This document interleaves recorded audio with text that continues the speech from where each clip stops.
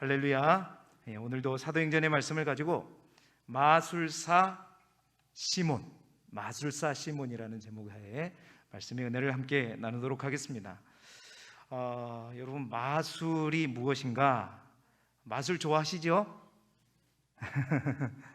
마술, 어렸을 때는 진짜 신기했죠. 그런데 우리는 요즘에 마술 보면 별로 재미가 없어요. 왜죠?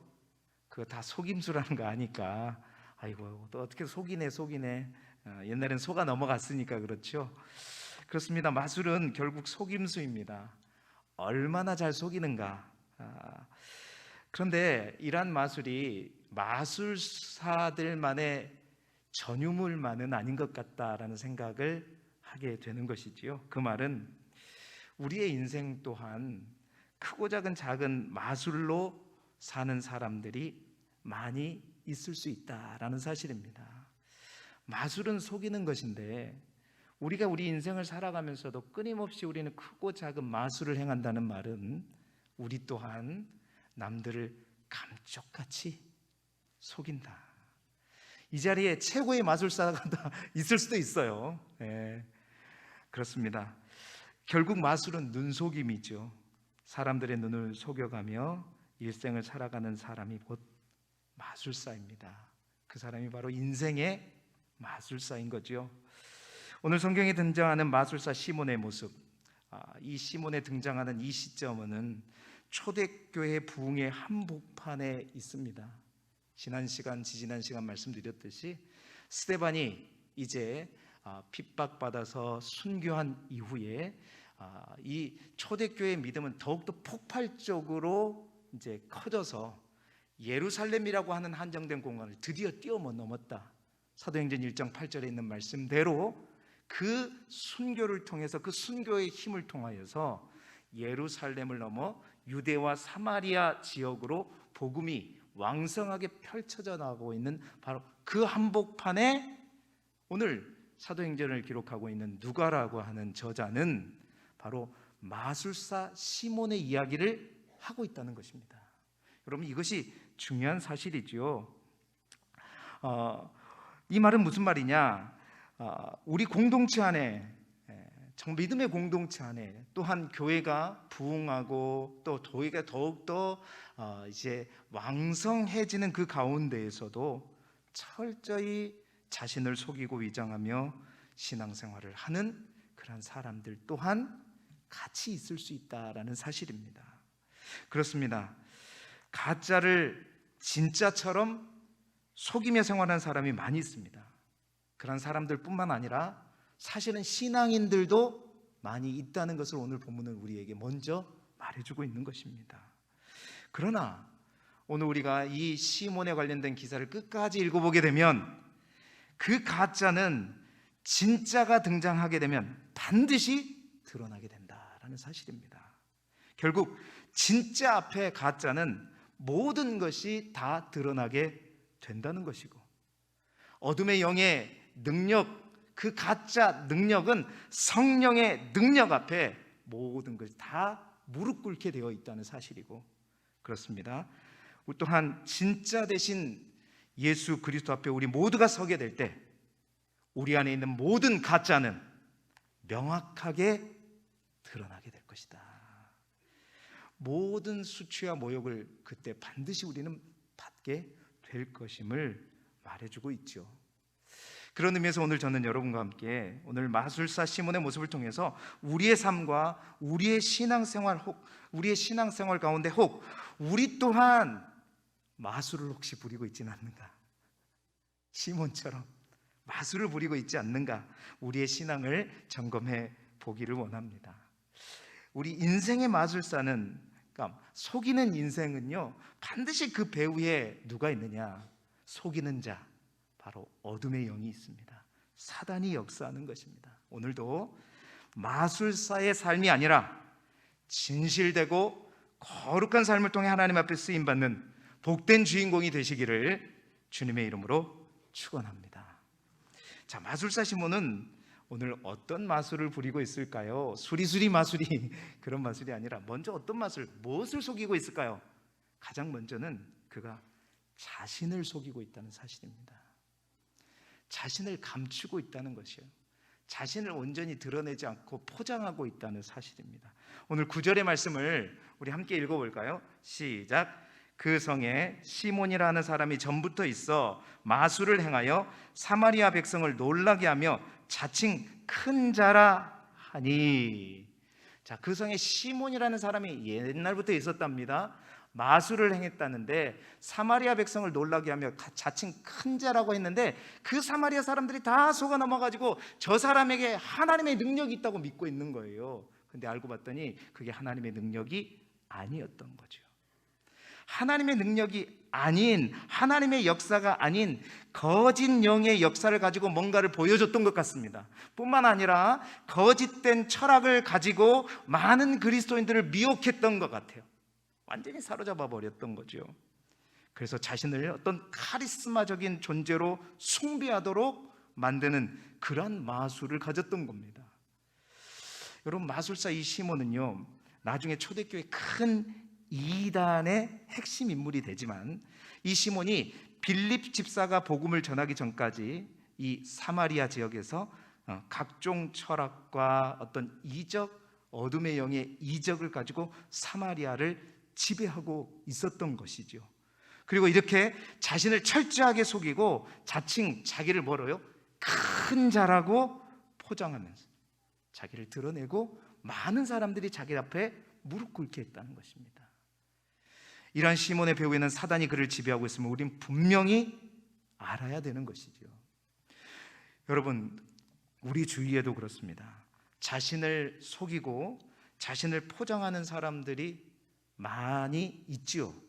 꼭 이 시몬과 같은 마술이 막 어둠의 영의 역사를 보여주는 그런 마술뿐만이 아니라 우리를 철저하게 쓰고 나를 철저하게 교묘하게 드러내는 그 자체가 시몬이 행하고 있는 그 마술과 동일한 마술의 기술을 갖고 있는 우리의 모습일 수 있다는 것입니다.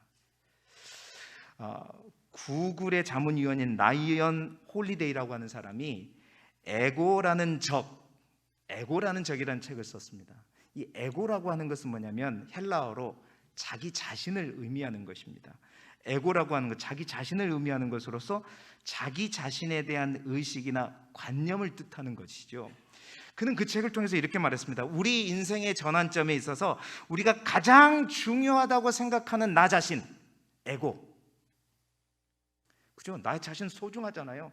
우리는 다 무엇을 지키기 위해서 인생을 살아갑니까? 내 자신을 지키기 위해서 살아가잖아요. 그러니까 내 자신은 가장 나와 가까운 나의 우방이요, 내 자신인 거죠. 근데 그러한 에고가 내 자신이 오히려 내 인생의 가장 큰 전환점에서 가장 큰 적이 될 수 있다. 그래서 그 책의 이름이 에고라고는 적입니다. 그게 뭐냐? 왜 그런가? 그러니까 자기의 에고가 너무 강해서요, 어떤 일이 잘못되었다거나 자신의 실수가 있었음에도 불구하고 언제나 자기를 탓하지 않는 거예요. 누구를 탓해요? 남을 탓하고 환경을 탓하고 저 사람 때문이고 이런 상황 때문이다 뿐만 아닙니다. 자신을 너무 사랑하기 때문에 늘 자신이 다른 사람에게 좋게 보여지고 아름답게 보여지고 강하게 보여지기를 위해서 끊임없이 자기를 포장한다는 거예요. 자기의 진솔한 모습이 아니라 가짜 모습으로 자신을 위장하고 변장한다는 사실입니다. 그러한 모습이 결국은 가장 큰 인생의 전환점에서 가장 큰 문제가 되어서 여러분, 그것으로 인해서 인생의 전환점에서 큰 낭패를 보게 된다는, 그래서 오히려 에고가 내 자신이 나의 가장 가까운 우리 아군인 것 같았지만 오히려 적군이 될 수 있다. 철저하게 내 자신을 분별해야 된다는 그런 내용을 담고 있는 책입니다. 여러분, 그렇습니다. 결국 우리 인생에 있어서 많은 사람들이 철저하게 자신을 남 앞에 속이죠.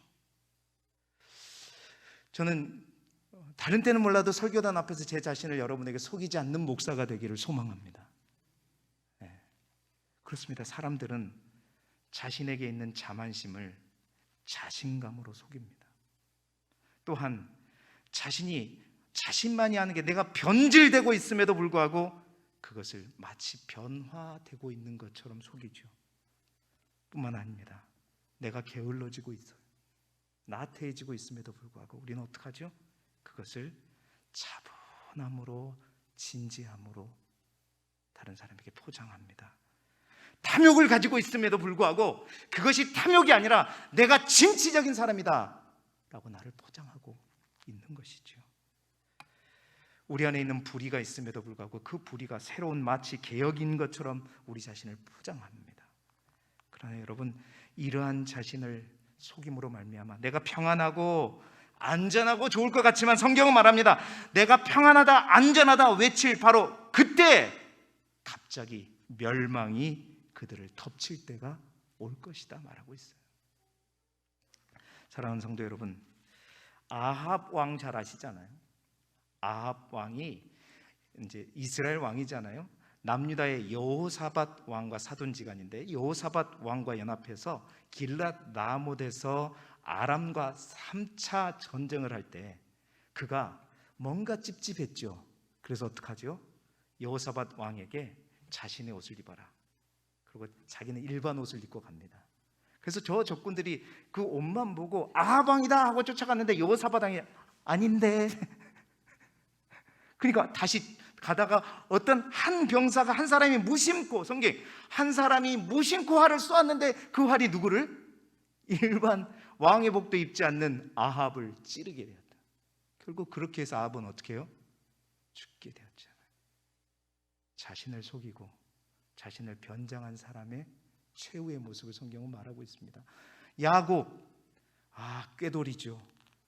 결국 그는 누구에게 또 속았죠? 오히려 자기보다 한 수 더 뜬 삼촌 라반에게 속잖아요. 그렇습니다. 속이는 것, 하나님은 분명히 그것들을 심판하시고 분명히 하나님 앞에 그것은 드러나게 돼 있는 것이고, 여러분, 결코 다른 사람에게 나를 속이려고 하는 것이 내 자신을 속이게 되는 그런 결과를 갖게 되는 것입니다. 또한 오늘 본문에서 또 하나 주목할 것은, 여러분, 사마리아에 예수 믿는 사람들을 속인 거예요. 이 시몬이 나름 하나님을 믿는다고 생각해왔지만 철저하게 속이는 자, 바로 시몬에게 완전하게 농락당했다는 사실입니다. 그는 자신을 자칭 큰 자로 속이면서 10절에 보니까, 오늘 읽었던 10절에 보니까 낮은 사람으로부터 높은 사람까지 다 따랐다. 그러니까 뭐 남녀노소 다 관계없이 모든 사람이 자기를 다 따르도록 그렇게 만들어버렸다는 거죠. 뿐만 아니라 11절에 보니까 오랫동안 그 마술에 놀랐으므로 그들이 따르더니, 그러니까 잠시 잠깐 속은 게 아니고 끈질기게 오랫동안 속여왔다는 것입니다. 여러분, 이런 점을 보게 되면 참 인간이요, 굉장히 지혜스러운 것 같지만 정말 어리석다라는 사실을 우리가 깨달을 수 있죠. 신천지, 또 신천지 그래가지고 또 듣고 뭐라 그러려나 모르겠어요. 새천지. 내가 뭐 그런 것들, 나는 안 넘어가. 다 그러고 다 넘어갔을 거예요. 여기도 그렇습니다. 우는 사자와 같이 어둠의 권세는 조금이라도 틈이 있으면 끄집고 들어서 우리를 잡아뜨리는 것이 어둠의 세력의 역사입니다. 마술사 시몬이 역사에 따르면 자칭 메시아로까지 자처하며 다녔다고 어떤 역사가는 이야기하고 있는 것입니다. 이것을 볼 때 우리가 결코 자만하지 말아야 되겠다. 우리의 믿음과 신앙을 자만하지 말아야 되겠다. 그렇습니다.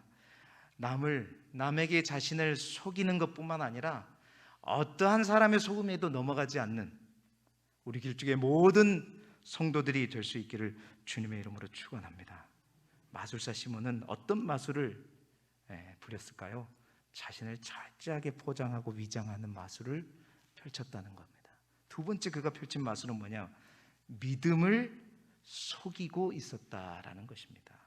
자, 우리 13절의 말씀을 함께 읽어볼까요? 시작. 시몬도 믿고 세례를 받은 후에 전심으로 빌립을 따라다니며 그 나타나는 표적과 큰 능력을 보고 놀라니라. 아멘. 자, 보세요. 시몬이 누구예요? 베드로가 아닙니다. 시몬이 마술사 시몬이에요. 자, 마술사 시몬이 빌립이 이 사마리아에 와서 전도함을 듣고 많은 사람들이 빌립을 따라가서 빌립에게 세례를 받고 하는 모습을 보면서 시몬도 어떻게 해요? 야, 그리고 빌립이 막 기도할 때 역사와 표적이 일어나는 것을 보면서 시몬이 눈이 둥그러져 가지고, 그렇죠, 가짜는 진짜 앞에 서면 다 뽀록나게 돼 있는 거예요. 시몬이 어떻게 했다? 믿었다. 그리고 세례를 받았다. 그리고 어떻게 해요? 전심으로 빌립을 따라다녔다. 자, 시몬이 믿었다고 했는데 여러분, 이 시몬의 믿음은 어떤 믿음일까요? 우리가 성경을 쭉 읽어보게 되면 이 시몬은 그 믿음이, 어떤 사람은 처음에는 진짜 믿음이 있었다 그런데 변질됐다 이랬지만 저는 그렇게 보지 않아요. 애초에부터 그는 믿음이 있었다 없었다? 잘 보세요. 그의 믿음은 어떤, 성경에서 말하는 이 믿음은 어떤 믿음일까? 지난 주일날 제가 말씀을 드렸습니다. 우리의 믿음 가운데 내가 만들어내는, 나의 강한 신념으로 만들어내는 믿음이 아니라 역사하는 믿음은 어떤 믿음이다? 하나님이 나에게 주신 믿음이다. 그 믿음이 우리 있을 때 그 믿음이 우리 가운데 역사하는 것이다 말씀했잖아요. 지금 시몬의 이 믿음은 하나님께서, 성령께서 그에게 부어주신 그런 믿음이 아니었습니다. 그런 믿음은 절대 흔들릴 리가 없지요. 그렇다고 해서 이의 믿음이, 내가 하나님을 믿어봐야 되겠다 하고 강한 신념을 가지고 오늘부터 진짜 열심히 한번 믿어볼래, 한번 열심히 빌립을 따라다녀 볼래, 그래서 나도 예수 믿고 천국 갈래, 그런 믿음이었을까? 아니라는 거죠. 나중에 보면 다음 대지에 보면 그게 드러나게 돼 있어요. 그럼 그의 믿음은 어떤 믿음이었을까? 여러분, 그의 믿음은 위장 믿음이었습니다. 어떤 믿음도 신념도 없이 거짓으로 믿은 척 속인 거예요. 왜요? 그는 빌립에서 나타난 표적과 큰 능력이 분명히 자신과 다른 진짜임을 알게 되었고 그것에 관심이 있었던 것입니다. 나도 저런 능력만 있으면, 나하고 분명히 구별되는, 나는 가짜인 거 내가 아는데 저 진짜 능력만 내가 있으면 이제 많은 사람에게 큰 자가 아니라 모든 사람들을 내가 다스릴 수 있겠구나. 그는 그것만 봤던 거예요. 그래서 내가 그것을 배워 또 보다 더 업그레이드된 방편으로 많은 사람들을 속이는 마술을 행하고자 했던 거죠. 그래서 그도 믿었던 것입니다. 그래서 그도 열심히 세례받고 또 열심히 쫓아다녔어요. 열심히. 여러분, 우리는 이걸 알지만 그 당시에 그러한 빌립의 모습을 봤었을 때는, 와, 빌립이 믿음도 좋네, 대단하네, 모든 사람들이 다 속아 넘어갔을 거예요. 역시 하나님의 능력이 있는 자, 신앙이 좋다, 이렇게 평가했을 것입니다. 그런데 이런 마술사 시몬의 모습을 바라보면서 우리가 우리 스스로에게 질문해 보는 것은, 우리가 왜 신앙생활을 하는가? 하나님께서 주신 믿음을 가지고 내가 예수 그리스도를 주와 그리스도로 모시며 사는 것이 아니라 나의 목적과 나의 안녕을 위해서 신앙생활을 하는 사람, 여러분, 즉 내가 예수 믿으면 복 받는다고 하니까, 예수 믿으면 죽어도 천국 간다고 하니까 하여서 내가 지금까지 내가 갖고 있는 것보다 남들 모두가 갖는 것이 부러워서 나 또한 그것을 갖고 싶고자 하는 그 욕심 때문에 더 큰 이익에만 몰두해서 신앙을 수단화하는 사람, 여러분, 오직 그것을 위해 신앙생활하는 사람이 바로 위장 믿음으로 철저히 사람들을 속이는 사람이고, 바로 그러한 사람이 어찌 보면 신앙에 있어서 마술을 부리는 사람이죠. 믿음이 없음에도 믿음의 사람으로 철저히 자신을 속이는 겁니다. 세례로 받았습니다. 열심히 빌립을 따라하면서 일도 하고 함께합니다. 그러나 그는 철저하게 믿음 없이 믿음의 마술을 부리고 있는 것이죠. 사랑하는 성도 여러분, 이 자리에 정말 우리의 믿음을 속이는 자가 한 분도 없기를 그리스도 예수 이름으로 축원합니다.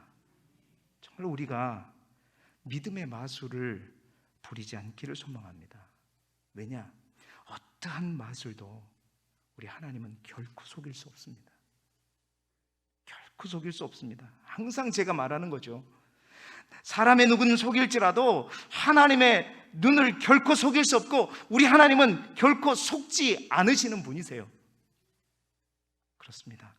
하나님의 말씀을 듣고 있고 내가 세대도 받았고 직분도 받았고 신앙의 열정 또한 있을지라도 신앙에 거짓된 사람들이 얼마든지 있는 것이 현실입니다.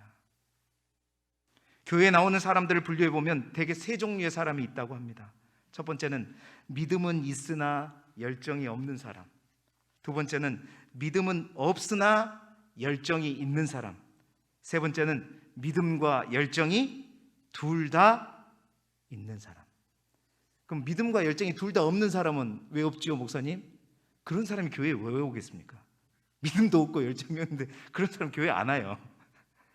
그러니까 세 가지예요. 믿음은 있으나, 믿음은 있어요. 근데 움직이기를 싫어해. 귀찮아. 이런 사람이 있고, 믿음은 없는데, 실제적으로 믿음은 없는데 굉장한 열심이 있는 사람이 있어요. 그리고 믿음도 있고 열심도 있는 사람. 여러분, 어떤 사람이 가장 하나님께서 좋아하시고 기뻐하시는 사람일까요?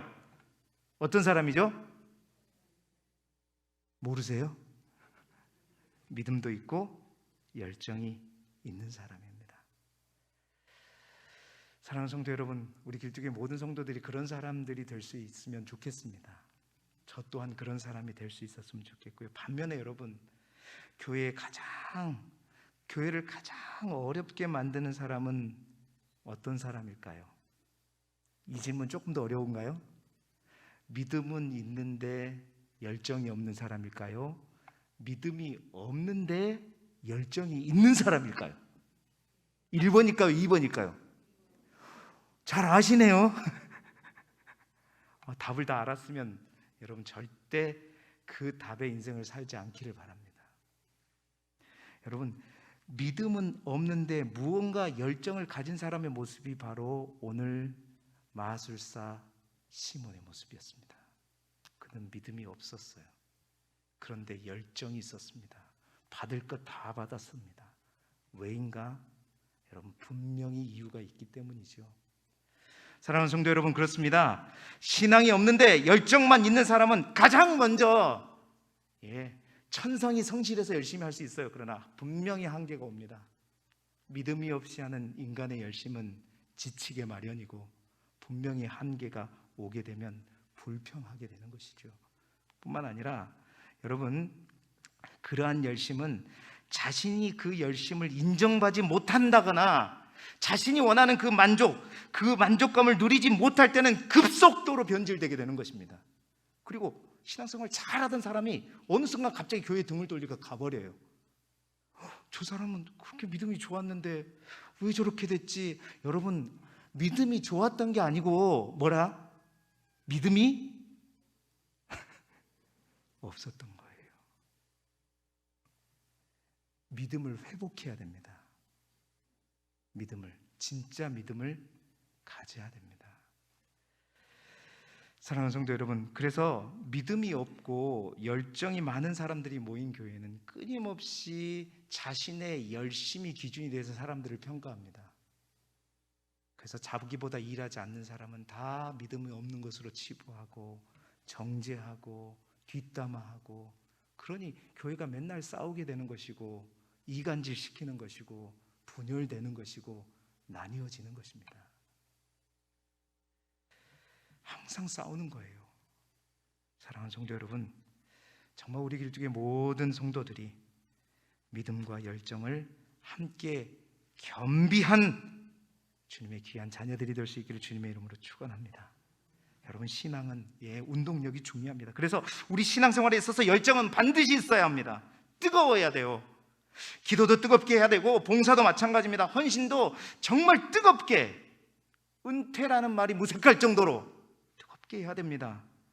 예수님은 열정 없는 교인들을 향해 라오디게아 교회를 비유하면서 이렇게 말했잖아요. 미지근하며 더웁지도 차지도 않는 자라고 하였고, 그러한 자는 어떻게 되겠다? 내가 토하여 버리겠다. 이사야 59장 17절 하반절에도 하나님은 열심을 입어 겉옷을 삼으시는 분이라고 기록하고 있습니다. 뿐만 아니라 열왕기하 19장 31절 하반절에도 여호와의 열심히 이 일을 이루시더라. 누구보다도 하나님은 열심히 있는 분이세요. 그러나 여러분, 열심이 중요하지만 믿음이 없는 열심은 매우 위험할 수 있습니다. 자신에게도 몸된 교회에도 그럴 수 있습니다. 마술사 시몬처럼 말이죠. 정말 우리의 믿음을 속이지 말고 정말 하나님 앞에 진실된 모습으로 나아가 우리 하나님께 긍휼을 구하며 나아가는 우리 모두가 되기를 소망합니다.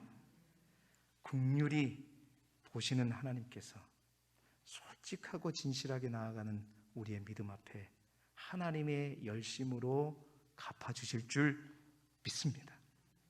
우리가 원하고 바라는 것보다 더 큰 놀라운 은혜를 주시는 하나님인 줄 믿습니다. 세 번째로 어떠한 마술을 부렸는가? 자신의 본심을 속이고 있었습니다. 이어지는 말씀이죠. 사도행전 8장 18절 19절의 말씀을 조금 이따 보겠는데요, 오늘 우리가 읽은 본문 다음에 나오는 시몬에 관한 내용을 보게 되면 예루살렘에 있는 사도들이 사마리아에도 하나님의 말씀을 받았다함을 이제 모든 성도들이 예루살렘을 떠나게 되었을 때 사도들이 예루살렘 교회를 지켰다고 했지 않습니까? 근데 사마리아에도 하나님의 말씀, 복음이 들어갔다는 소식을 듣고 예루살렘 교회를 지키던 사도들 중에 베드로와 요한이 그 사마리아에 간 것입니다. 그래서 그 사마리아에 가서 많은 사람들에게 안수하여 성령 받기를 기도할 때 성령께서 뜨겁게 역사하는 것을 누가 봤어요? 마술사 시몬이 본 거예요. 와, 이제 진짜가 왔구나. 진짜의 진짜가 왔구나. 저런 놀라운 역사를 행할 수 있는 그 능력을 내가 받아야 되겠다. 그래가지고 그 능력을 뭐라 그래요? 베드로에게 말해서 내가 돈 주고 살 테니 그 능력을 나에게 좀 살 수 있도록 해달라. 그 말씀이 사도행전 8장 18절 19절의 말씀이에요. 우리 함께 화면을 보고 읽어볼까요? 시작. 시몬이 사도들의 안수로 성령 받은 것을 보고 돈을 들여 이르되 이 권능을 내게도 주어 누구든지 내가 안수하는 사람은 성령을 받게 하여 주소서 하니. 아멘. 이 권능을 내게도 주어라. 여기서 말하는 권능, 이 권능이 어떤 권능이냐면 이 권능으로 번역된 헬라어는 엑수시아라고 하는 헬라어입니다. 보통 권능하면 그렇죠, 우리가 하고 있는 권능 두나미스, 오직 성령이 너희에게 임하시면 권능, 성령의 권능을 말할 때 보통 두나미스를 말하는데 이 두나미스와 그 엑수시아는 약간 의미가 달라요. 두나미스는 우리의 눈에 보이는 놀라운 역사입니다. 느껴지는 역사예요. 그러나 엑수시아라고 하는 것은 그 능력을 일으키는 본질적인 역사를 말할 때 엑수시아라고. 여기서 말하는 그 권능을 내게도 주라는 말은 시몬은 알았던 거예요. 이러한 역사가 일어나게 하는 그 내적인 본질, 그거 나한테 팔아라. 내가 돈으로 사겠다. 여러분, 드디어 마술사 시몬의 본성이 드러난 거죠. 그렇습니다. 시몬은 하나님을 향한 믿음이 없었던 거예요. 위장 믿음이었습니다. 그런데 그에게 다른 사람에게 속이고 있던 자신의 진짜 믿음이 있었어요. 그 믿음 뭐냐? 무엇을 향한 믿음이었냐? 바로 그는 돈을 사랑했습니다. 다시 말해서 돈을 하나님으로 여겼던 사람입니다. 돈으로 무엇이든지 다 살 수 있다고 생각하고 할 수 있다고 생각했던 사람이에요. 배금 사상이라고 하죠. 물질 만능주의, 황금 만능주의. 그는 베드로와 요한의 권능을 선한 목적으로 사려고 한 것이 아니었죠. 이 권능을 내게도 주어서 누구든지 내가 안수하는 사람은 성령을 받게 해달라. 이 말은 그의 목적은 이 놀라운 권능을 통해서 이제 진짜 이 권능으로 나 또한 많은 사람들에게 이 권능을 보여줌으로 말미암아 내가 큰 영광과 부귀를 누리고자 돈으로 돈을 사고자 했던 거예요. 돈으로 영광을 사고자 했던 것입니다. 그러니까 그가 신뢰하는 대상은 하나님이 아니라 끝까지 그는 돈이었습니다. 사랑하는 성도 여러분, 많은 사람들이 그렇죠. 돈만 있으면 못할 것이 없다. 우리 그리스도인들 가운데도 제 앞에서도 그런 말을 하는 분들이 많이 있어요. 제가 뭐라고 말하겠습니까? 가만히 있는데 여러분, 돈으로 집도 사고 권세도 사고 명예도 살 수 있고 사람들의 존경도 살 수 있죠. 그러나 여러분, 과연 돈으로 모든 것을 살 수 있느냐? 돈이면 다 되느냐? 아니더라고요. 돈으로 우리 건강 살 수 없습니다. 돈으로 정말 어둠의 세력 앞에 당당하게 나갈 수 있는 우리의 담대함, 억을 줘도 살 수 없습니다. 진정한 사랑이 돈으로 사지는 것 같습니까? 물질로 사람의 마음을 얻을 수 있다고 생각하십니까? 사람이 그걸 모르는지 아십니까? 다 압니다. 죽음에서 구원받는 길도 살 수 없습니다. 더더군다나 우리 주님의 거룩한 은혜와 권능은 살 수 없습니다. 하나님의 신령한 것은 결코 돈으로 살 수 없습니다. 맘모니즘이라고 그러잖아요. 부, 돈, 재산, 소유, 재물, 물질, 이것을 절대시하거나 그것의 최고의 가치와 의미를 부여하는 태도나 행위를 우리는 맘모니즘이라고 하죠. 그런데 여러분, 한국교회가 정말 이 맘모니즘으로부터 자유할 수 없는 상황이 되어버렸습니다. 이미 교회, 목회자, 교인들의 평가가 언제부터 어떤 물량적인 척도에 의해서 이루어지고 있습니다. 정말 교회가 얼마나 신앙과 사랑의 공동체인가, 목회자가 얼마나 영적이고 열정적이고 도덕적인 그런 능력이 어떤가, 교인들이 얼마나 순수한 믿음의 열정을 가지고 봉사하고 실천하고 있는가는 별로 중요하지 않습니다. 교인은 그 조직의 운영면에서 교인의 숫자와 건물의 크기와 예산을 비롯해 철저하게 물질적인 가치를 교회의 성공의 지표로 삼고 있는 것이 작금의 현실이죠. 그래서 교회가 돈이 많으면 총회 헌법도 다 어기면서 다 눌러버립니다. 무슨 말인지 아시죠? 이번에 더 이상 총회에서 이제 그걸 다루지 말자라고 결의를 하더라고요. 여러분, 헌금을 신앙의 표현이 아니라 신앙의 척도로 보는 경향도 마찬가지입니다. 헌금의 액수의 많고 적음을 통해서 신앙의 크고 작음을 판단하는 교회들의 모습이 되어버렸습니다. 여러분, 그렇습니다. 신앙의 표현으로 우리가 주님께 예물을 드리는 것은 지극히 당연한 것인데, 그 크기를 보고 신앙의 척도로 삼는 것은 교회가 세상과 동일한 맘모니즘화 되어가고 있다는 사실. 우리 주님은 과보의 2렙돈을 크기를 보지 않습니다. 마음과 중심을 보시는 하나님이세요. 그런데 이 맘모니즘의 위험한 것이 뭐냐? 이것이 나아가 우리의 기복신앙과 연결된다는 것입니다. 여러분, 기복신앙이 무엇입니까? 신앙을 물질 획득의 도구로 삼는 것입니다. 내가 왜 헌신하고, 왜 헌금하고, 왜 예배드리고, 왜 봉사하고, 왜 기도하는가? 세상이 말하는 더 큰 복을 받기 위해서. 디모데전서 6장 5절에 사도 바울은 디모데에게 이렇게 말합니다. 이 말씀 우리가 함께 읽어볼까요? 디모데전서 6장 5절의 말씀이 없는가요? 제가 이거 안 했나 보네요. 디모데전서 6장 5절에 이렇게 기록되어 있습니다. 마음이 부패하여지고 진리를 잃어버려 경건을 이익의 방도로 생각하는 자들의 다툼이 일어나느니라. 이 말은 뭐냐면, 경건을 이익의 재료로, 이익의 방도로 생각하는 자들. 그러니까 우리가 신앙생활 하면서 우리가 가진 직분과 우리가 가진 경건을 다른 사사로운 목적으로, 나의 이익의 방도로 사용하는 것. 여러분, 오늘날 우리 한국 교회 안에는 하나님이 주신 직분을 이용해서 자신의 정치적인 이익을 얻으려는 정치꾼들 또한 있음을 보게 됩니다. TV에서 자주 나오더라고요. 저만 보이진 않겠죠. 북한 선교를 하지만 순전한 성도들에게 극우적인 이데올로기를 주입시켜서 자신의 정치적인 기반으로 삼으려는 자들이 있습니다. 사사로운 이익을 얻기 위한 수단으로 물질적인 욕심을 채우려는 그런 사꾼들의 모습들 또한 있다는 것이죠. 여러분, 누가 마술사 시몬인가? 바로 신앙생활을 한다고 하지만 철저하게 맘모니즘에 사로잡혀서 마술사 시몬과 같이 경건을 이익의 방도로 삼는 그러한 자들, 돈을 주고 성령의 능력을 사서 돈을 주고 팔려 했던 마술사 시몬과 같이 경건을 이익의 방도로 삼는 사건과 정치인들, 많은 이들에게 하나님의 무서운 저주와 심판이 내려진다는 사실을 우리는 분명히 알아야 될 것입니다. 그래서 성경은 돈을 사랑함이 일만 악의 뿌리가 되느니라 말씀하고 있습니다. 돈 자체가 나쁜 것이 아니라 돈을 사랑하는 것이 나쁘다는 것이죠. 돈은 유익한 목적으로 선하게 잘 쓰여질 수도 분명히 있습니다. 돈을 사랑하는 것.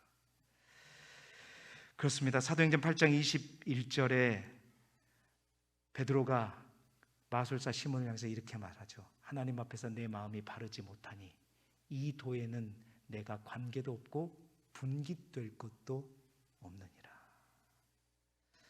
사랑하는 성도 여러분, 정말 하나님 앞에 저와 우리 모두가 마음이 바른 사람을, 바른 마음을 가지고 신앙생활하는 우리 모두가 될 수 있기를 주님의 이름으로 축원합니다.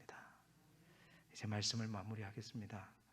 기독교 역사 속에서 이 마술사 시몬은요, 교부들에 의하면 교회사에 나타난 최초의 이단으로 시몬파의 창시자로 간주되고 있고, 또한 영주주의 이단의 대부로 언급되고 있습니다.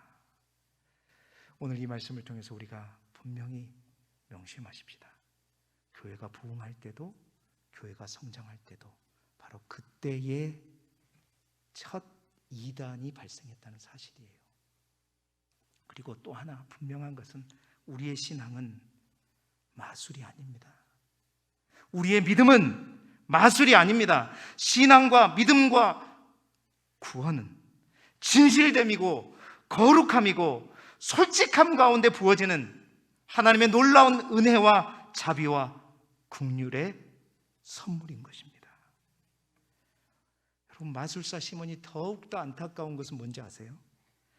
영적인 통찰력을 가진 베드로가 마술사 시몬의 이런 잘못된 신앙을 보고 먼저 뭐라고 촉구했냐면 사도행전 8장 22절의 말씀을 함께 읽어보시죠. 시작. 그러므로 너의 이 악함을 회개하고 주께 기도하라. 혹 마음에 품은 것을 사하여 주시리라. 베드로는, 성령님께서는 베드로를 통해서 이 불쌍한 영혼에게 마지막 기회를 주셨습니다. 회개하고 주께 기도하라. 그러면 사하여 주시리라. 그런데 그는 끝까지 회개하지 않고 뭐라고 말합니까? 자기에게 임할 재앙만 모면하게 해달라고 부탁하는 안타까운 모습을 보게 되는 것이죠. 사랑하는 성도 여러분, 부흥하는 초대교회 첫 이단이 발생하는 것처럼 교회가 온전히 세워갈 때에도 마술의 신앙은 함께 자랄 수 있습니다. 이제 곧 추수기가 다가옵니다. 이제 곧 황금 들판으로 바뀌어지는 장관을 또 보게 될 겁니다. 올해로 제가 3년차 봅니다. 이제 약간 아주 깨끗한 황금빛깔이 안 나와서 또 약간 병이 걸렸나 해서 좀 걱정이 되긴 합니다. 여러분 열심히 농사지면 저는 그냥 황금빛이네 그러고 누리는데, 여러분 황금처럼 아름다워 보이지만 항상 가까이 가고 추수기에 가까이 보면 그렇다고 하더라고요. 곡식만 있는 게 아니죠. 곡식과 함께 뭐가 있습니까? 가라지가 있더라. 가라지가 있더라. 예수님은 추수밭에 알곡과 가라지의 비유를 통해서 가라지를 뽑기를 구하는 종들에게 가라지를 뽑다가 곡식까지 뽑힐 것이 염려되니 추수할 때까지 함께 두라고 말씀하셨습니다. 가라지가 안전한 게 아니라, 가라지가 괜찮은 게 아니라 두고 보시는 것입니다. 마술사 시몬의 신앙, 지금 괜찮은 게 아니라 괜찮은 것처럼 보이지만 두고 보시는 것입니다. 때가 되면 그렇습니다. 분명히 가라지는 먼저 거두어 단으로 묶어서 불사를 것이다 라고 우리 주님은 말씀하셨습니다. 사랑하는 성도 여러분, 우리 모두의 신앙이 묶어서 불사르는 그런 모습이 아니라 하늘의 곳간에 보관되는 은혜가 있기를 주님의 이름으로 축원합니다. 마술의 신앙을 버리십시오. 속이는 신앙을 버리시고 언제나 주님 앞에 진실된 모습으로, 신실한 모습으로, 그리고 많은 이들 앞에도 진실된 모습으로 나아가서 속을지라도 그렇게 나아가십시오. 그러면 여러분 분명히 알곡이 될 것이고 알곡이 꼭꼭 채워질 것이고 마지막 추수기에 하나님의 기쁨이 될 줄 믿습니다. 그 기쁨으로 당당히 살아가는 우리 길쭉의 모든 성도들이 되시기를 주님의 이름으로 축원합니다.